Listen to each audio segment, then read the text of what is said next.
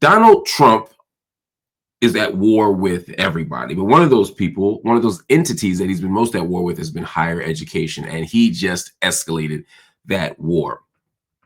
And he has Harvard and in an interesting position. I would say Harvard's even in the crosshairs of Donald Trump fully. Now, right after his administration froze just over $2.2 billion in federal research funds, which is a lot of money, Trump threatened to strip Harvard of its tax-exempt status, accusing the Ivy League giant of pushing, quote, terrorist supporting sickness and failing to protect Jewish students. Now, this all came just hours after Harvard flat out rejected a list of demands from the Trump White House. Those demands included reporting students to the feds for being hostile to American values, hiring a government-approved auditor to police anti-Semitic academic programs, censoring faculty, checking for plagiarism and enforcing viewpoint diversity, disciplining students for the Gaza protests, and even giving the government more control over teaching and hiring. What does that mean?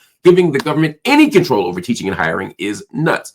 Anyway, Harvard President Alan Garber fired back, saying that the school won't give up its academic freedom or its First Amendment rights just to get some government money. It's about time they stood up and grew a spine. Jesus. He warned that most of Trump's demands are not about anti-Semitism. They're about federal, how do you put it? Federal control, I'll say, over ideas. And then Trump decided that and you can't be surprised at this, Trump said that he was going to double down. I want you to see what Donald Trump wrote. Just look at this right here. Donald Trump, y'all's president, wrote a note on Truth Social, which is the biggest outlet in the world, of course. And he said, perhaps Harvard should lose its tax-exempt status and be taxed as a political entity if it keeps pushing political, ideological, and terrorist-inspired / supporting sickness. Remember, tax-exempt status is totally contingent on acting in the public interest. I think it's cute when they act like there's only one public interest, or that the public is really the white mainstream public. That's all deeply, deeply, deeply problematic in and of itself. But anyway, this is all part of Trump's plan. He wants to effectively remake elite universities. He's already taken $400 million from Columbia University, which still caved to their demands. That's what bugs me about Columbia. They will do the wrong thing at the wrong time to the wrong end. You know, they fire all them people and still get attacked by Trump. So maybe you don't fire those people. You know, just a thought. He's hinting that other schools are going to be next. We'll see. But this is definitely a warning shot, because once the government starts deciding what schools can teach, you know, what they should read, etc., nobody's safe. Not protesters, not scholars, not students, not anybody who speaks truth to power. And don't forget, Harvard has a $53 billion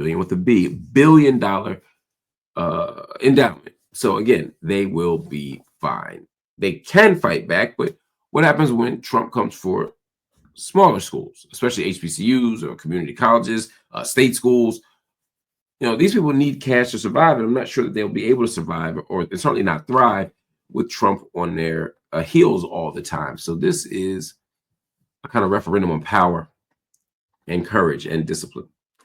What are these institutions going to do when there's a lot of money on the line, but also not money that y'all need, not money that y'all need?